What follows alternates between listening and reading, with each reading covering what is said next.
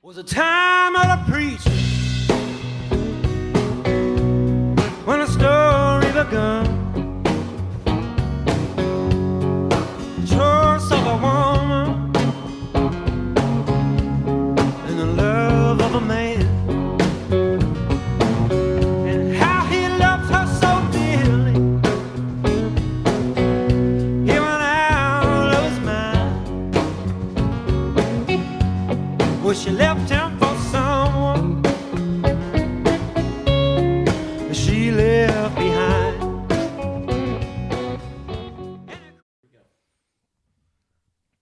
Welcome. Good evening, everybody. Are we there? We are live. Okay, I'm just getting my stuff in order here and getting my little party going here. Hey, everybody. Wednesday night, where am I at? Over there? Over there, yeah. It's been a while since we've done this. It's been a while. We had a break over the holidays, and that was nice. It was. Well, I mean, it was, but it wasn't for you in a sense. No, it was, you know, it's what happens when you get old and you start contracting shingles and stuff. Yeah. You're not old enough. You don't have to worry about that And stuff I kept yet, giving man. you some fun little jingles with it. Yeah, you were all the you're shingle not kind to ladies. me. You're not kind. And then, of course, I had all my hair cut off. I had this long, beautiful Samson hair. Now it's gone, so I have to wear a hat tonight because it's cold. But see, you keep your hair short all the time. Yeah, usually. Look but at that. The last time I had it cut was in October, and Aaron was getting after me for having long hair, which, I mean, I wanted to keep growing it out because I wanted to look like who was that picture? The guy I sent a picture to you guys from Toto. I don't know what you're talking You about. remember the guy with the beard? remember. My cousin said he sent me a photo, and I sent it to you guys, and I was like, this is uncanny. Like it's freaky how much I look like this guy from Toto. I don't remember that. Yeah, it must have been one of those. This is One of those evenings, Ronnie. It was one of those evenings. There's been a lot of those evenings in 2020, 2021, but Yeah. tonight is not one of those. Things are good, and we're going to have a great discussion tonight. We're letting folks gather as we get started, and I've got my little crackers. Thanks for the crackers. Cheez-Its, man. You're welcome. Cheez-It. Before, and we won't go to her yet, but were these like specially requested by our Yes, guest yeah, tonight? it was. Oh, mad respect. I had no idea they existed. And Really? She You had didn't know gotten these existed? No. And I have two small kids. I don't know I how guess- you did that. Aaron's the shopper, so that one's the cheddar. The other one's Yep. the Parmesan. Yeah, it's all But- good. By the way, I made a killer chili last night, but I didn't bring you any. Good. Yeah, I ate it all. You probably did. Braden and I. So, Sounds hey, just folks, like glad you. yeah, no, glad you're gathering tonight. Hope you're well and warm. We have a good number of folks in our church community who have had COVID. Some are, most are recovering nicely now, thankfully. Mm-hmm. I would add that my sister, her husband and his family, her brother-in-law, he's 51, 52 years old, old friend of mine, Freddie Cardoza, and he is a seminary professor, and he is in ICU tonight. Oh, wow. 52 years old and is in dire straits with COVID. Did we golf with him? Was no, he the one? No, he's Oh, a different one. guy. Different side of the family with Gotcha. that one. But I hope you'll pray for him. Chandler Davis is recovering from knee surgery.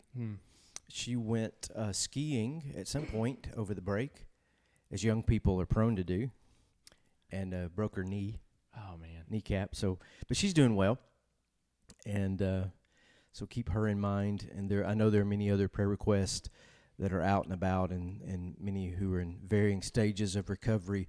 Bobby Raines called me this afternoon. In fact, while I was on my way over here, his mom has had COVID and been in the hospital in Dothan for some time.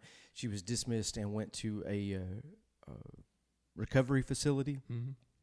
And she's back in the hospital this afternoon with what they think was a possible heart attack. Oh, wow. But Yeah, she has a lot going a on. lot going on. She's being treated for lung cancer. Her spirits are great. She's tough. But pray for her. Pray for Bobby. Bobby, as that only child, is running the roads up, Yeah. trying to keep all of his parents well. So remember those folks. And those are my prayer requests, but we have other things. So Yeah, you've got little Just little one. cheat things over there. So Yeah. let it roll. So next week. Yeah. We're not doing Q&A next week. We are actually kicking off a 6-week series. I'm going to throw that on the screen here. Okay. Studies in the Book of Ruth. And I got after Ronnie because it was supposed to be a new hope. Well, it was all with a plate. Star Warsy, I know. Yeah. So this is going to begin next Wednesday, January 20th at 6:30. So right. Do you want to give any info on that? Yeah. Every It's year, about Ruth. every year for a dozen years, we've had some sort of winter Bible study. It has been driven by the fact that traditionally, usually, we would have double congregational attendance in the winter with our snowbird participants. We have many less snowbirds this year. We're still trying to do things online and being COVID appropriate. But we're still going to do a winter Bible study. It's going to be on the book of Ruth this year. A little bit of a change. I've done history of Christianity, done some comparative religion stuff, done a lot in the New Testament, did an overall view of the scriptures and how we ended up with them. So this is, I think it's our first dedicated Old Testament study. And this will be great. I mean, when we were talking about this in the car the other day, when thinking about the backdrop of, in context of Ruth and the story behind it, it's so critical in this point in time when we look back at the story of what happened and what was transpiring and how really where we are in life and society right now, it just hits so differently and so hard.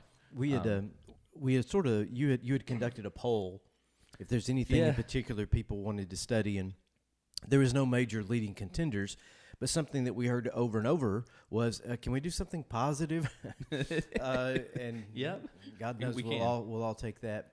And so the book of Ruth begins with a lot of tragedy, but it doesn't stay there. Right. It moves quickly, only 4 chapters, so we'll do 6 weeks. We'll do an introduction, we'll do a chapter each week, and then we'll do a wrap-up at the end. And we'll have some slides that we'll be using, some study guides that we'll be able to post in our notes that folks can grab by PDF and things like that as we go forward. And we'll still sort of do it in this Q&A style, so folks can participate online with us, ask questions as we go. I'll do the line share, the prep, and we'll banter back and forth and we always do, and let folks participate as they're able to do that. So that's going to be great. So enough about us, though. We have a special guest tonight. Yes, we do. And just as a reminder, I think it was mid-November, we got an email about helping with the Guardian ad litem, and there were I've got the logo up here. Okay, good. You don't want my other picture up there. I see what you're saying. And if I remember correctly, the email was sent out about helping with 39 kids, and we said we will help with 24. I don't know where we got that number, but we're like, let's just do that. And by the time they got back to us, we ended up helping with gifts for 22 kids, but we ended up giving 2 gift cards to other kids in other areas, who might have had different needs. But it was an incredible way for our congregation to get involved with a program I was unaware of. Being newer to the area, I just didn't know much about this.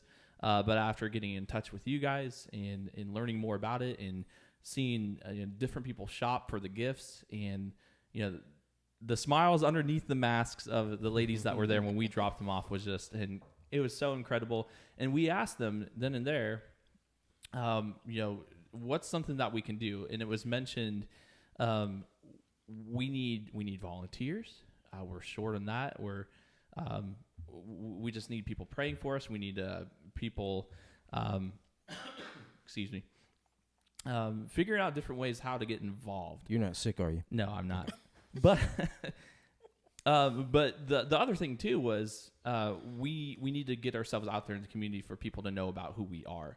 And we said we have a perfect setup, and we got in touch with Carita, and she is here tonight as our special guest to talk a little bit about Guardian ad litem and what it all entails. So welcome, Carita. And Carita with us tonight already, watching Eddie Henderson, Jennifer Stanley, Pam Boydston, Peggy Fogarty, Larry Davis, Albert Mills, Charlene Hale, and a few others have launched watch parties. So we have some folks with us tonight. Wow. Welcome to Garrett's house. Oh, thank you. You're welcome. You're welcome.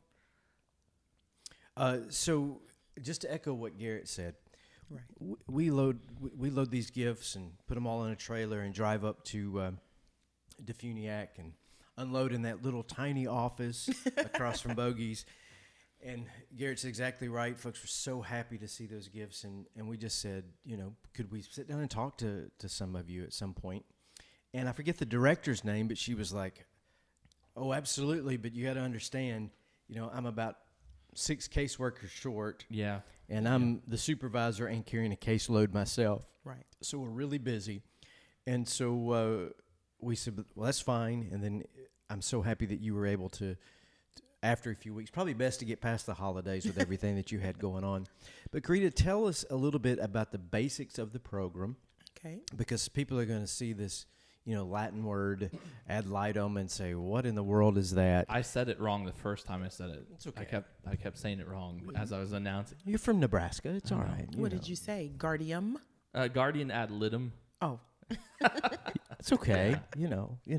I'm not a Latin person. I'm not either. If it hadn't been for Jenny Wilson, we'd all be in trouble. Oh. Jenny, who's part of the church, still a part of the church, even though she lives in South Florida now. She watches online. She was an active volunteer for a number of years before she moved. That's how the church knew about this program. So to you, Carita, tell us a little bit about the basics of what the program does. So the Guardian Ad Litem program, we are advocates who advocate for the best interests of children that are alleged to have been abused, abandoned, or neglected. So that means that their parents don't, or maybe don't have the capacity to take care of their children, and the state is now involved in those children's lives. We are appointed by the court, so we are totally different from those guardian ad litem people who advocate in divorce cases. You may find one that a mom and dad can't agree. Well, we're not that form of guardian ad litem. We are the ones who the judge has to appoint so that they can have eyes and ears on that child or those children that are part of that case, that need someone to be advocating for their best interest. Mm-hmm. So how does a child come into your court appointed, but how does the child intake? What does that look like? Okay, they come into dependent care. It's called dependent care. It's a different court system. It's called dependency court. And a lot of people don't recognize dependency court because it's only there if you've had a situation where you've been involved, or maybe you've met someone who has a foster child, or you're familiar with the foster program. So appointed is how we become involved, because somehow Department of Children and Families has been contacted and they've sent someone out to do an investigation. Now, their investigation could either lead them to believe that this child needs emergency care, so they might remove them from a home or place them in a home with a relative or non-relative. It just depends on the circumstances. Sure. And then they have to have a hearing, which then we become involved, because if they are deemed dependent upon the court, we are appointed so that we can advocate for that child. Gotcha. And the problem in Walton County is that we just don't have enough of those volunteer child advocates to be appointed to all the cases. So at some point, our office staff, our attorney in that office, is going to the judge and saying, we can't take that case, Your Honor, because we're low on volunteers. And we can only have a certain number of cases based on the number of employees we have. And that's what Ellen was telling you, is that we don't have enough volunteers, and we're getting off cases early or not taking cases because we just need the advocates. What happens if a case isn't picked up?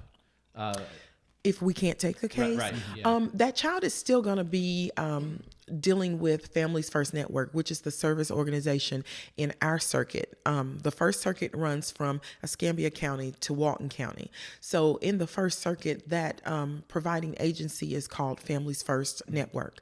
They will still work on the case, try and maintain that family relationship together like they would if a child had an advocate. It's just that that child is going to be missing that one special person who's going to be solely looking after them, who's Right. going to come and visit them once a month, or who's going to call them and make sure they got up and went to school if you're representing a teenager, or who's going to show them that they are special, they are loved, and they are going to be committed to them until their case closes. As a case worker, what is the usual accepted caseload for what you do?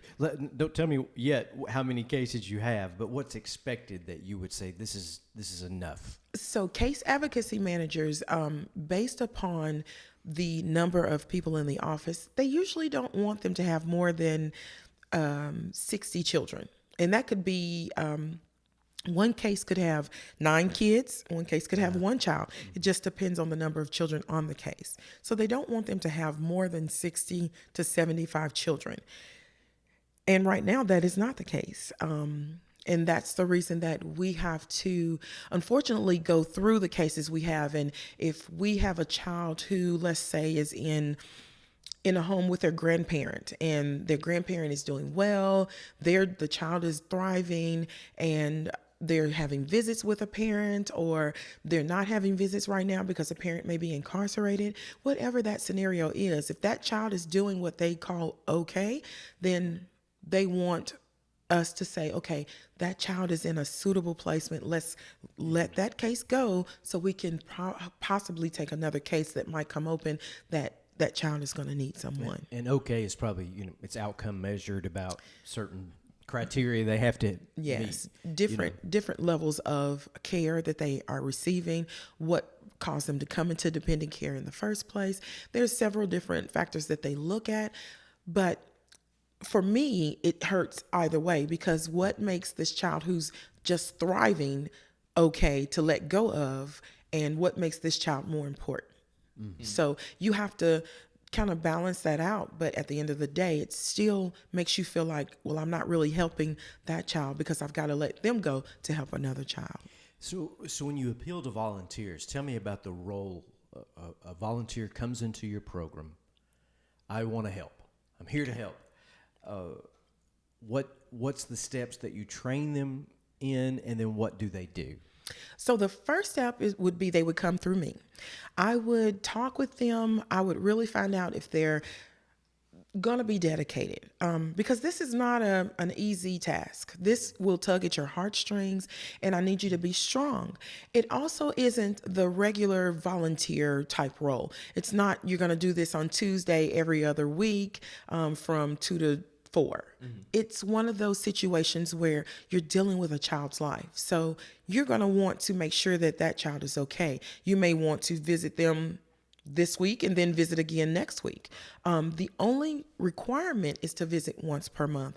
But I haven't met a volunteer who only visits once per month, because you want to make sure that that child is okay, or those children are okay.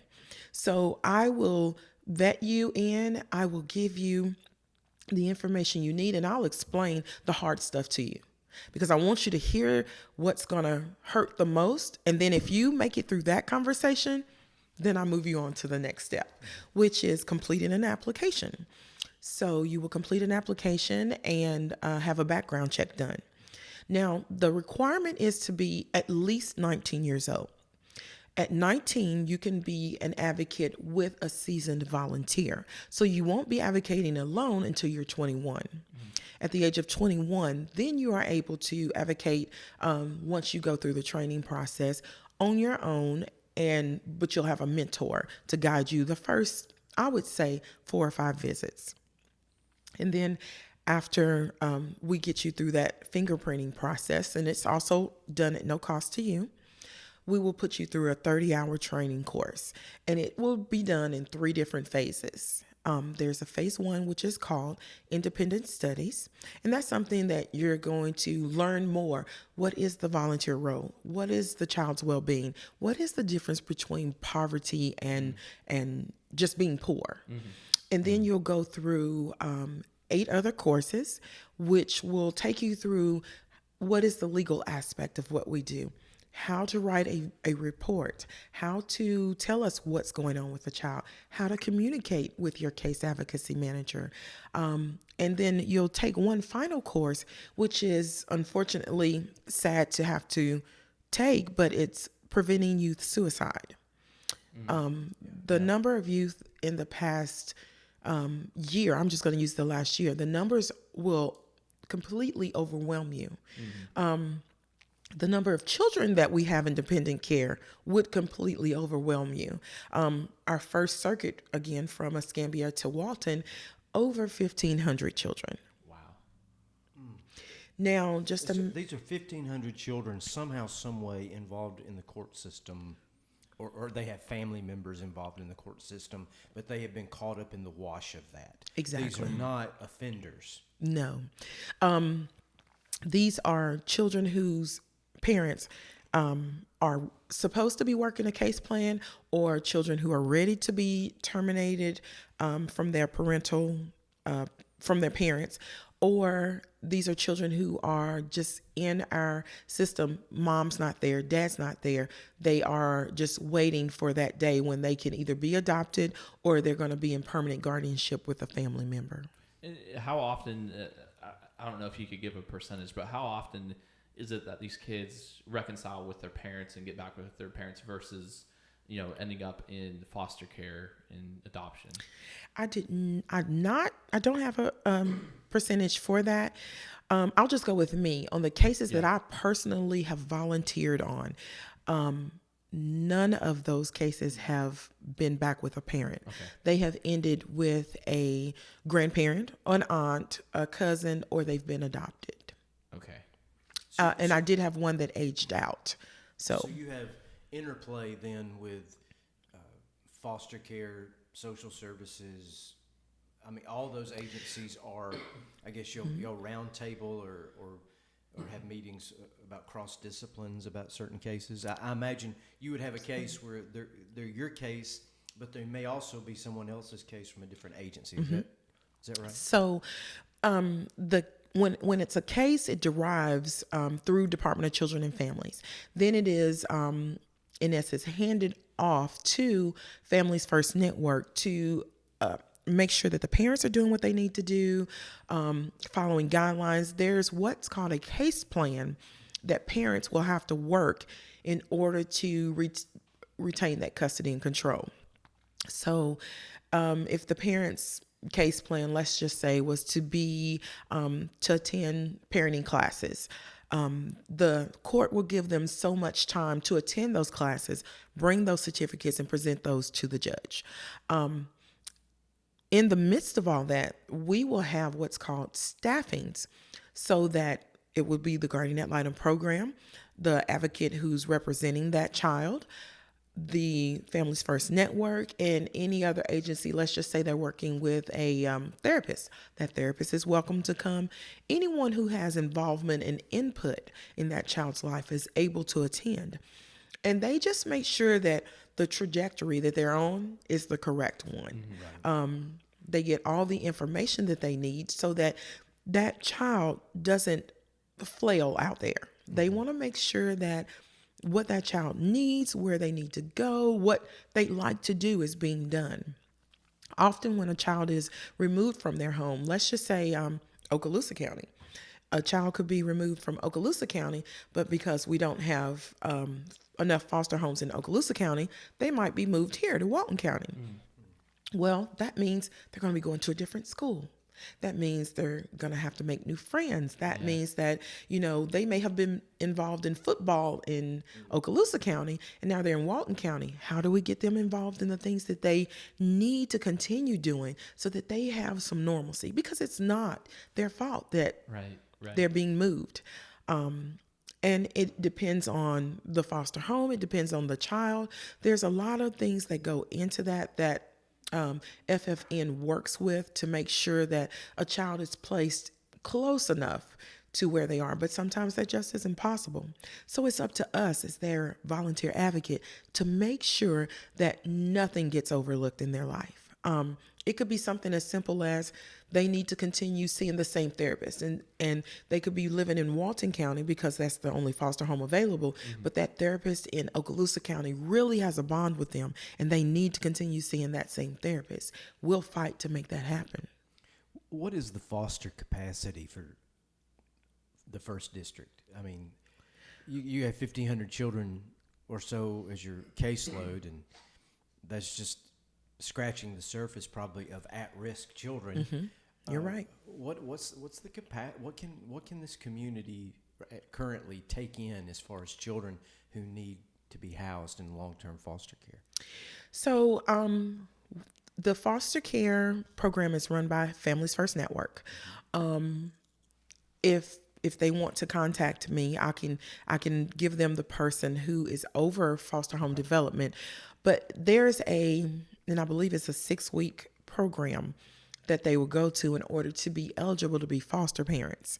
And then I believe it depends on the size of the home, the number of rooms that they have determines how many children they're able to take in and how many of their own children they have, what the ages are of those children. But there's always a need, I'm certain, Oh, for there's more homes to open. There's definitely a need. We have children who were removed from Pensacola having to be placed in Ocala because we don't have foster homes. Wow.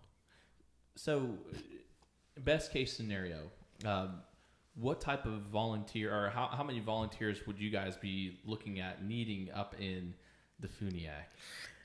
Did my eyes get really big? They did. But I have this on the widescreen here, so people didn't see that reaction quite the same way. Okay, sorry about that. No. We currently need 103 volunteers. Wow. We have on record 69. I'm sorry, 68. We should have 125 right now. In order for us to be able to take more cases, we need 175. Wow. So that have you seen, do you remember Price is Right? And they had the little man going up the hill? Yeah. Yes. We are trudging. It's almost straight up. We need volunteers. I don't like the word desperate, so I'm not going to use that. We need volunteers immensely. We need advocates to. I understand sometimes people get a little apprehensive about being an advocate for a child because you don't want to be the one to let anything go or to miss something and then you feel bad. Yeah. But with this advocacy, being there is 99% of what that child needs. Mm-hmm. They need a stable, constant person who's going to fight for everything they need to make sure that they're getting some of the things that they want. I mean, if I have a daughter, she's 13 now, and she, every time we go somewhere, Mom, can I get that? And I'm thinking, do you have a job? But with these children, when they go, they might be able to ask, can I get that? But they probably feel like the answer is going to be no, because they might have 4 other foster children in that home. Mm-hmm. They may not, it's not mom and dad that they're asking, it's foster mom or foster dad. And they know that they're not going to be there forever. I will say a good percentage of the foster parents do adopt, but there's still an overwhelming number that do not. And that, to me, to go to bed at night not knowing if I'm going to be at that same house tomorrow, it just makes me cringe. Right. Let me pause a minute and say hello and thank you to Sarah and to Rob and to Frank and to Nina and to Elizabeth, Trudy, Kurt, and Margie, who have also joined our watch party tonight. So thank you all for watching. This is Carita Smith with Guardian Ad Litem. That's exactly right. Our Litem program here, not just in Walton County, but it's a statewide program. Is that correct? Yes, sir. But she works specifically here in the first district region of Florida, and we've been talking about the work that they do. I'm still struck by the fact that 103 volunteers needed currently, and she says they're not desperate. I don't like that tell, word. Tell me how this last year with COVID has impacted the work. You just try to mask up and do the best you can, or is it exasperated what has already been a problem, or what? Have there been more domestic issues? Because I have a hunch that possibly 2020 was a pretty bad year for a lot of families being locked together. I'd have to say the number pretty much was the same. There wasn't an overwhelming number of new cases. Some of the older cases that we thought were solved had come back, but it wasn't an overburst of cases coming in. The problem that COVID has presented to me as a recruiter is I don't get to go out and just go in places and meet people and shake hands and can I leave a brochure? Can I leave some information about the program? Which is what I normally do, from going to the schools and talking to the teachers. And when schools started extremely late, and then the rule was no visitors in, no visitors out, a lot of stores closing down, that has been the largest problem for me, trying to recruit new advocates for us to get those 103 volunteers that we need. As far as the children go, we are not able to physically visit them unless there's a certain stipulation around the case. Our directive from our executive offices are that we need to keep our advocates, our CAMs, our case advocacy managers, healthy, and we're not going to visit in person. But I tell you what, I have learned Duo, Zoom, GoToMeeting, this watch party, Tag It. I've even let my daughter log on to Snapchat. She has no social media other than that. And everybody's trying to get me to get Facebook, although I don't have it. I might have to get it now. Hold off as long as you can. The bane of our existence. Yeah, well, it's just one of those technological things that when it works great, it works. We're using it tonight and it works great. But there's a lot of other stuff with it that just like, it just wears me out. It's so weary. I have a question for you. So, okay. I mean, we were just chatting beforehand a little bit about where you came from, how you ended up here. Mm-hmm. Can you briefly share that? Because I think it's incredible. And then, as a secondary question, how did you get involved with this? Okay, so originally I'm from Nashville, Tennessee, born and raised there. I'm the youngest of 7, so I'm the baby. I'm spoiled rotten, and I still am kind of. But when my mother passed away, my family was every week we saw each other. All 7 of them. Oh, we're here. We're coming to dinner, or we're going to her house. During the week, we take her to the grocery store. Like, we would fight about who's going to take her today. No, you took her yesterday. And so when my mother passed away, the first holiday, it was kind of like, we're just going to stay at home. Mm-hmm. And then the second holiday was like, okay, we're coming. And everybody was 4 hours late. And then Christmas, it was like, oh, well, I'm going to my spouse's house for Christmas. Oh, I'm going to my best friend's house. Oh, I'm going to my cousin's house. So I kind of felt that connection, that glue that held us together was not there. So I had never been anywhere because I was a mama's girl. Mm-hmm. I stayed under her like the skin on her foot. So I decided, okay, I've got a degree. I can do anything. I can type. I can drive. I'm a Class A CDL driver. So I can drive anything from trucks to a bus. That's awesome. So I said I can take my skills. I have an accounting degree and I have a law degree. So let's just go. So I got a wall map and I put it up. I said, okay, Tay, and that's my daughter's name. I said, okay, I'm going to turn around 3 times. And I'm going to put a push pin in it. I'm going to make 3 selections. So push pin, we put 1, 2, and 3. Put the first pin in. Arizona. I ain't doing that. Nope. Second push pin, Connecticut. Oh, gosh. And I tried that. Left home on a January 1st. Left. My sister was crying. My oldest sister. She's like the mom now. And went there 2 weeks between Tay and my dog. They weren't having it. So Right. we came back.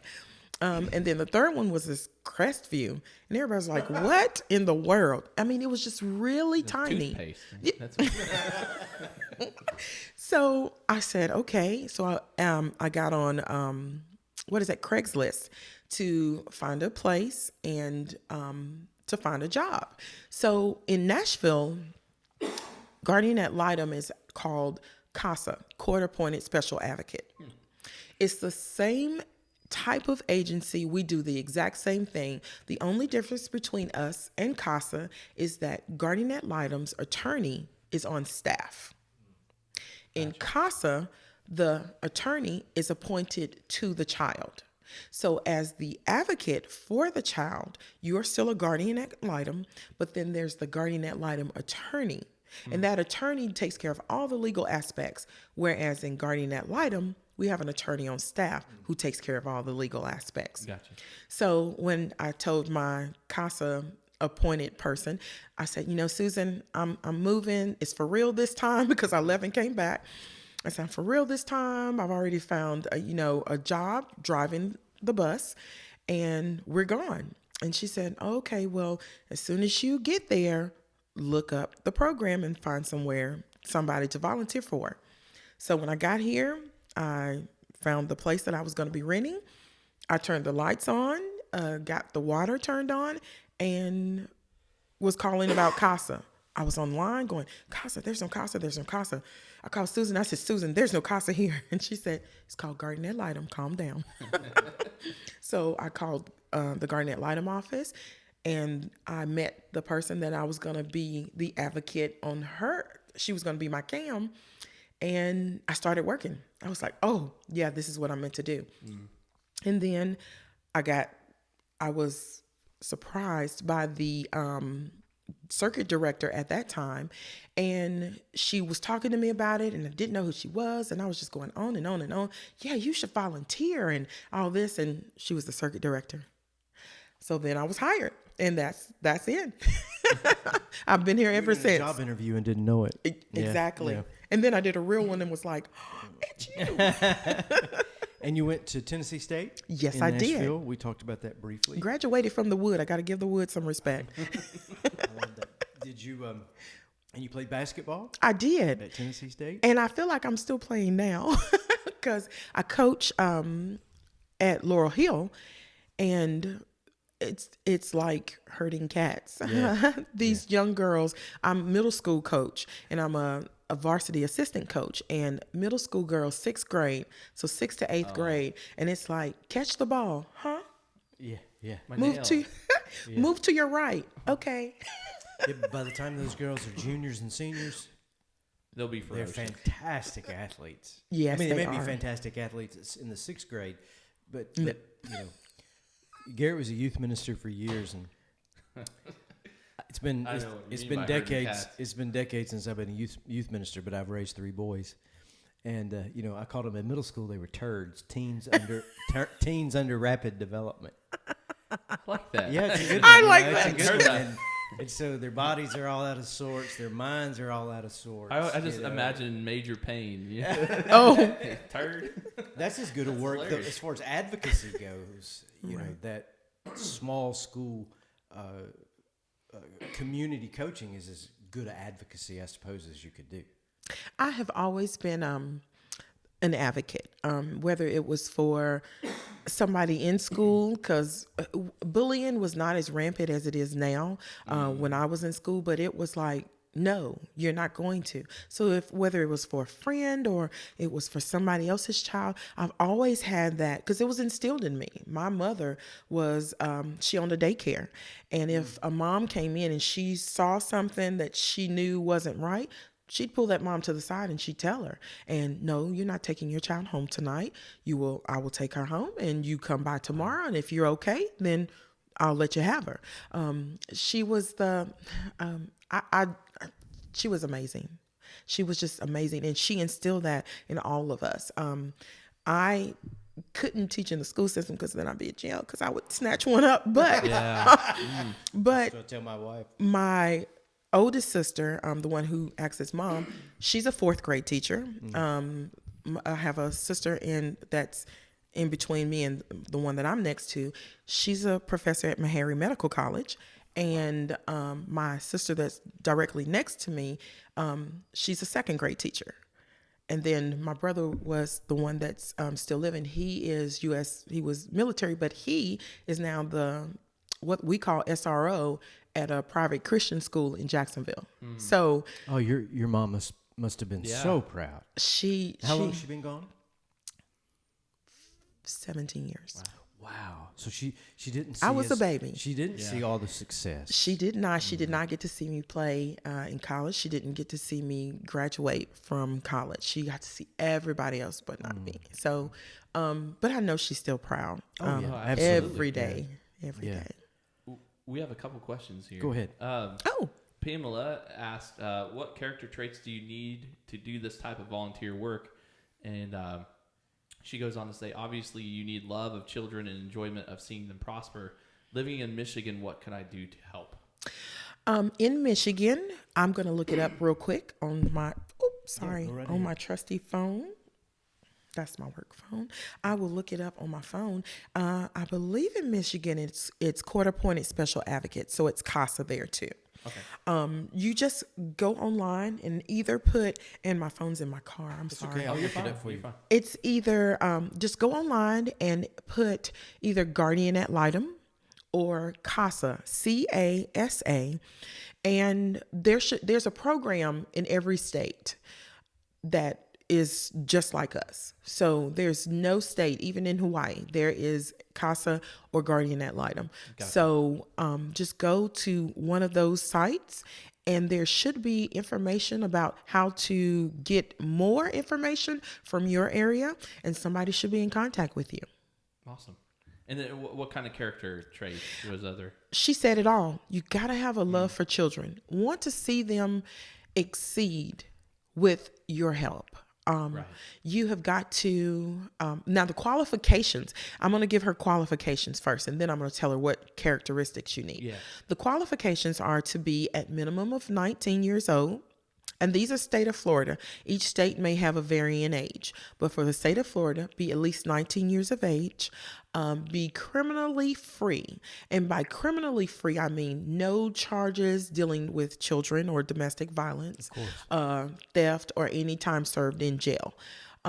There are certain situations where if you've gotten a DUI and it's been 20 years, they might be able to overlook that, depending on the circumstance around it. But be criminally free, be able to pass a background check, be able to visit with the child or children at minimum of once per month. Now, I know that doesn't sound like a lot, but if you visit well, right now we're not physically visiting, but once COVID releases us from its grip, physically visit the child or children a minimum of once per month, and being able just to notice things, having a keen eye, being able to write a report, able to, read and write so that you can put that report in and then be able to drive to that location. Or as most people are doing, pedaling to locations. I saw somebody pedaling on my way here and I was like, it's too cold. It is, by the way, Casa, Michigan. Oh, it's Casa. I Okay. took That's a what I quick thought. Google at it, and so Pam has already said a thank you to both of us, and so Pam, if you get a chance to investigate that further, I just saw the other question, Garrett. Can she give an idea of time commitment? And you mentioned already at least one visit per month, but that's At least, yeah. That's more than 30 minutes showing up with a Surely. bag lunch or something, I'm sure. Well, okay, so time commitment is going to depend on a couple of different things. The first thing is going to be the age of the child. I would say 10 to 12 hours per month. That's your drive time, visiting with the child or children, going back home, writing your report, talking with your case advocacy manager if anything needs to be discussed, and then sending that report in. But it would also depend on the child or children. If you are like me, I'm a talker. in case you didn't notice. We like it. But I'm a talker. So when I would visit with my case, a case with a little boy and a little girl.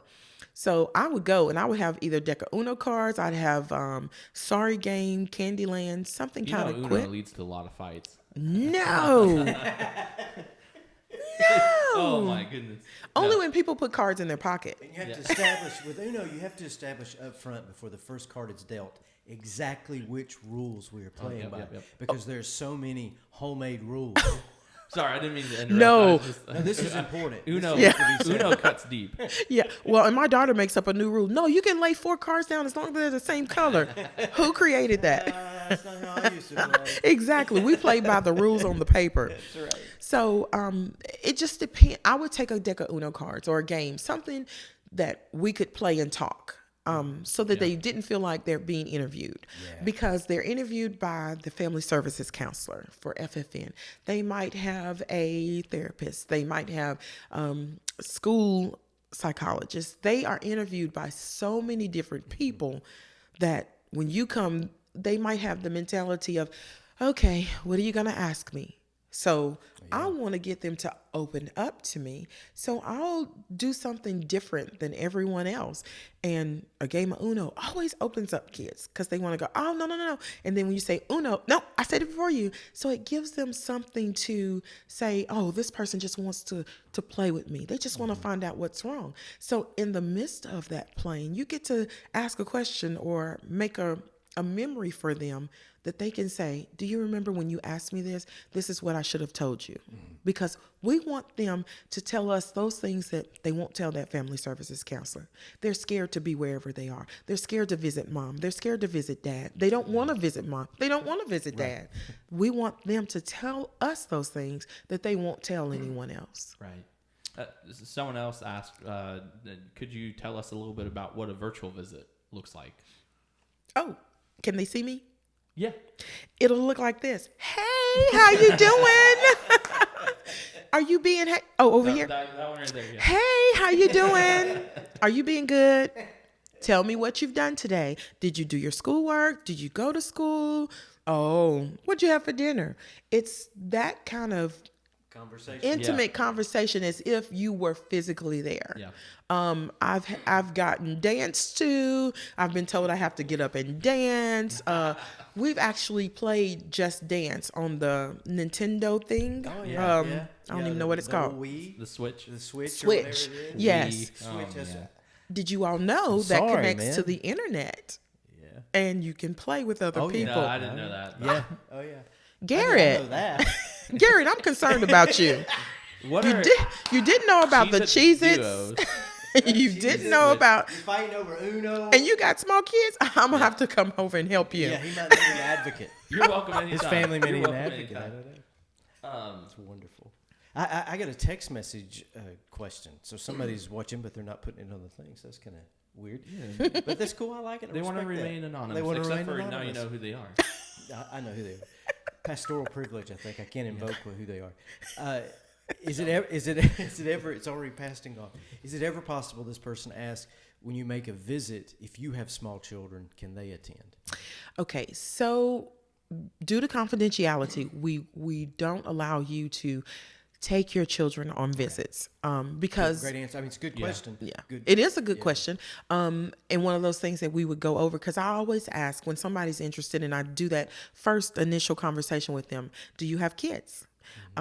Or do you have a spouse? Because just like your children can't come, your spouse couldn't drive you to the visit, even if it was at night. Right. You know, it's getting darker earlier. So 4:30, it's pitch dark outside, and your visit is until 5:45. Well, your husband can't drive you, or your wife can't go with you because of confidentiality. Now, with that being said, I always encourage husband and wives to both become volunteers, even if that spouse never does anything on the case other than listen to you vent, because you can't vent, you can't give information to anyone who's not a certified volunteer. Right. So if you went home and you had a horrible visit and you want to call DCF yourself and, well, I just went over to Joey's house. You can't say Joey's name, because If they're not Yeah. a certified volunteer, confidentiality is of the utmost importance. So that as a spouse, I always want them to come join on, even if you don't do anything else but get certified and be that sounding board or be the driver at Christmas time to take those kids those presents. That spouse can go with you. Or if you want to buy them a bike, you're going to need somebody to help you. That spouse can go with you. That's one thing about this program that I appreciate so much is beyond the confidentiality. The confidentiality is just a piece of it. Is that it's the dignity you are trying to extend to a child. Yeah. Exactly. Because these children are traumatized, ashamed, embarrassed, and depending on their age, I'm sure those emotions are all over the place. Right. And so having someone that is just there as mentor, as friend, as surrogate, as advocate, just their presence, and it may not. From my own experience doing chaplaincy for years, I'd go into a patient's room and we may never have a prayer, even though that's what they think you've come to do. Right. You may just sit in the room with them. And 15 minutes may make their whole day. Exactly. Of just being there and being there completely. Right. And that's what some of these children as well. I've had the whole gambit from newborn to I had one to age out. And 18, 19? It depends on when they want to age out. She wanted to age out at 18 because she had been in the system since she was 6 or 7. Wow. And she was just tired. She never had anyone to adopt her. She had one lady who said she wanted to adopt her, and she was there, and they were talking about her name change and how she was going to be different from anybody else she had been with. And then she met a new man, and they ended up getting married before the adoption ever even was in the process, and he was not a fan of a teenage child. So she was moved again. So when I got to her, she was 13. She had just turned 13. This happened when the lady got married, happened when she was 14. She acted out. She was put into a group home, and she didn't want their rules. She didn't want to put her cell phone in a locked box at night before she went to bed. She didn't want to have to get up an hour before her bus came. She wanted to be able to get up and do what she had normally been doing. And so one of the organizers of that group home said something to her. It still wasn't confirmed what she said, but she just lost it, and she broke every window in her half of her room. So she was put into a girls' home in Graceville. Have you ever been to Graceville? Yeah. It's like the woods. Well, There's a Bible college and a high school, and there's nothing else. Well, no, there's the girls. The girls. Yeah, the girls' prison. Yeah. It's essentially. Yeah. You they wear a jumpsuit, they put shackles on them. I cried my first visit there. But I didn't leave her because she said, well, you can go too. I mean, she just had there's so much hate. rage. Yeah, so much rage. And it's hard, of course, almost impossible to deal and relate to a young woman like that. But at the same time, the act of let me hold on to my cell phone is not so much an act of rebellion as it is I've lost control of everything. You said it. And this is all I've got left that I can control.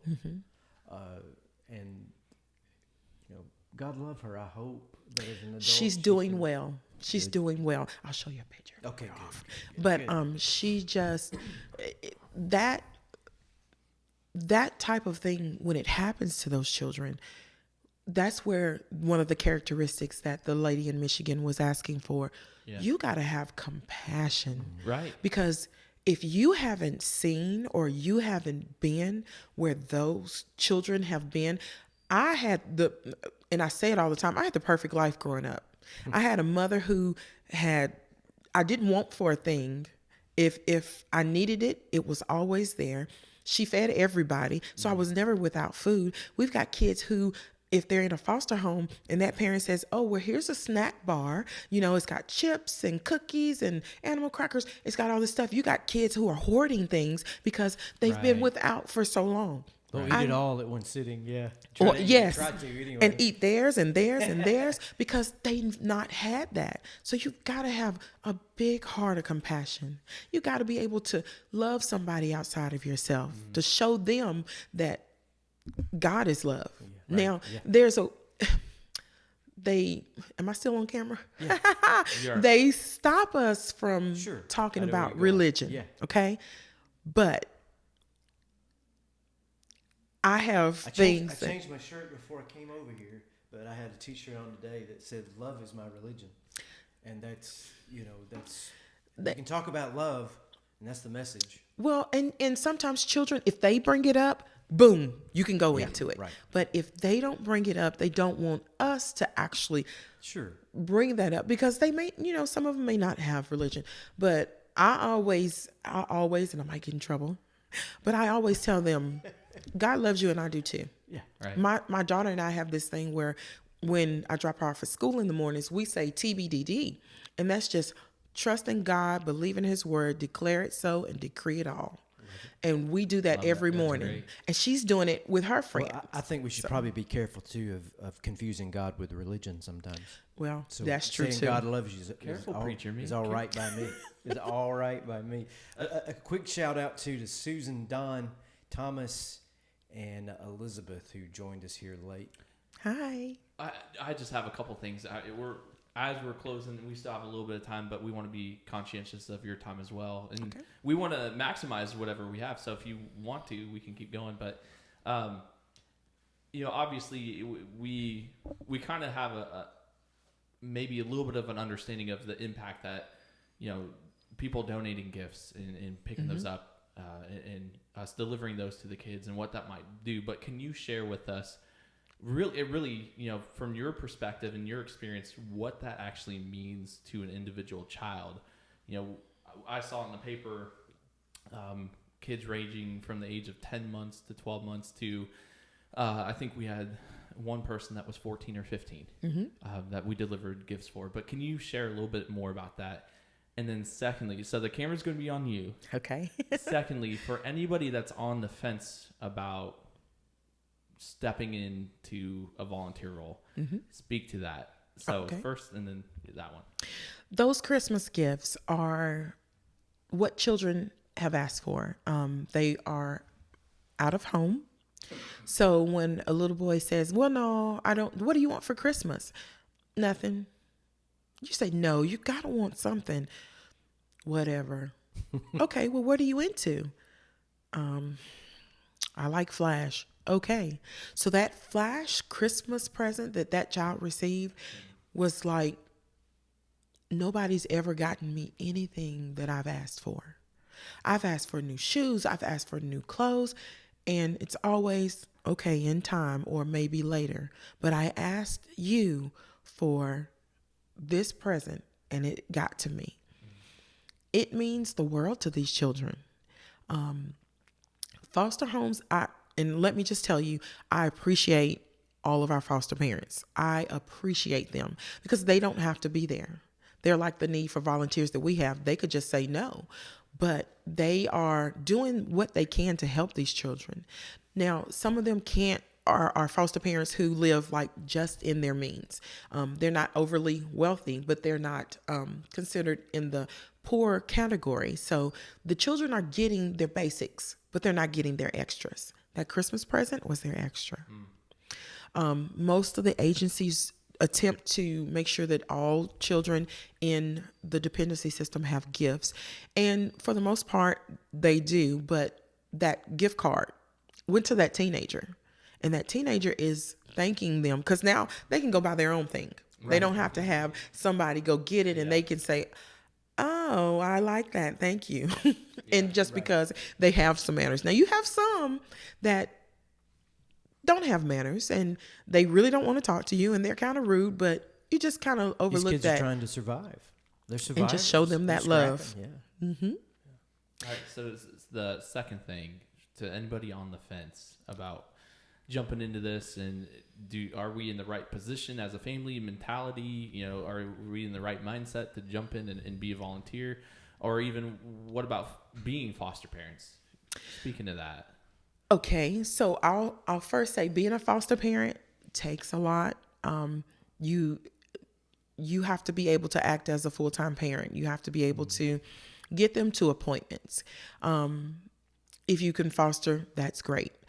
But as for a volunteer child advocate for the Guardian at Litem program, if you are on a fence, I'm going to have you close your eyes, and you do it too. Now you imagine being in a home full of love. It's warm. You've got food. You have clothing. You have what you need. You're able to go to school and learn. You can watch television. And then all of a sudden that's taken away. Yeah. Imagine yourself in that position. Would you want somebody to help you? This is not something that is just going to go away overnight. Unfortunately, there are going to be parents who won't take care of their children, who can't take care of their children, who don't have the capacity to love and take care of their children. And someone is going to have to be responsible for them. Mm-hmm. And it's you. Yeah. It's you. You are that person who wants to open your heart. If you're on the fence, then that means your heart is already open. You've just got to do what your mind is telling you and just go ahead and open the gate. Don't stay on the fence. Open that gate and go through. It's 1/10 of your heart that's going to make someone else's heart grow 3 sizes bigger.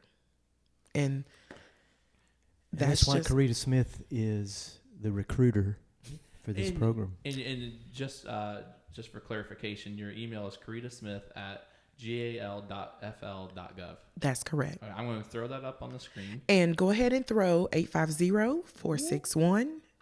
I'll put it in the comments. Yeah, you put that in the comments. Say it again. 850-461. 461. 3877. Why does my keyboard wait till now to act up? 3877. One more time for the slow. 850-461. 3877. Thank you so much for coming. I appreciate you all having me. This is great, and sharing a little bit of your backstory with us. I love that too. I hope. Does your daughter play basketball, by the way? She does, and she tries so hard. She's like, "Oh, mommy, I saw you that she wears my number too. 10." I love it. I love it. Thank you so much, and we really will appreciate it. We will keep Garrett. Thank you for booking all of this together and opening your home, running off your own children. You have Litem swag. I do. I have. You want to throw that on the? I do. So he's got the sign. If I'm looking here. Yeah. So if you are on the fence, use that phone number. Call me, and I will get you signed up. I promise.